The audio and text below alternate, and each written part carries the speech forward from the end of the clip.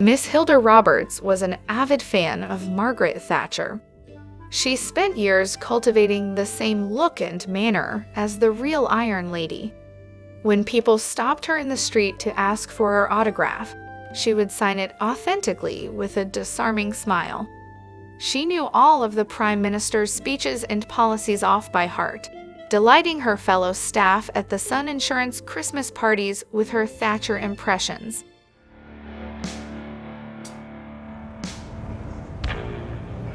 But on 12th October 1984, something unthinkable happened. Hilda was on her way to the Bath Arms for a drink with some friends.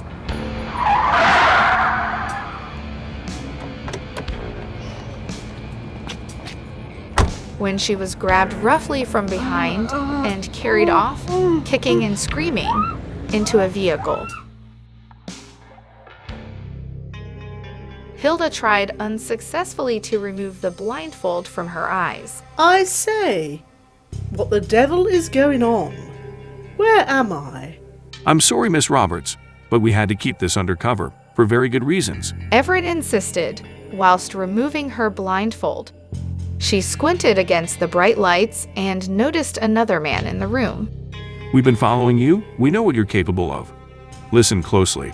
The Prime Minister has just been killed in a serious bombing at the Grand Hotel in Brighton. There was a brief silence in the room.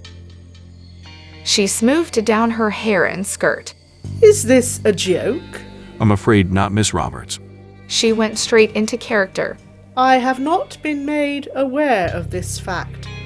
So, the question we must ask ourselves now is whether the present government will carry on fulfilling its duty. The two men smiled at each other. Right. Exactly, that's why you're here. We must ask you to do something very important in the interests of the people of Great Britain. We need you to take over the role of Prime Minister. There was an expectant pause. I agree. There will be some changes, I expect, but it will be a blend of continuity and change. She beamed at the men. Say something else. Imagine giving a speech after the bombing. What would you say to the people of the UK? She stood up. The bomb attack on the Grand Hotel early this morning was first and foremost an inhuman, undiscriminating attempt to massacre innocent, unsuspecting men and women staying in Brighton for our Conservative conference. Everett looked at Mike, head of MI6. She's perfect. Everett nodded. The Prime Minister's shrill voice rang out over the TV at Sun Hill Insurance. Everyone was in a state of shock. Somebody turned up the volume.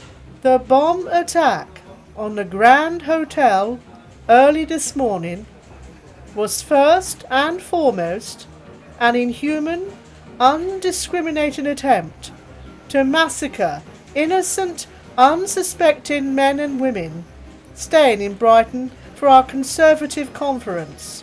Blimey. And just down the road too. The Prime Minister continued. The attack has failed. All attempts to destroy democracy by terrorism will fail. Someone piped up above the speech. Anybody got any idea where Hilda is this morning? Is she on leave? I think she just got promoted.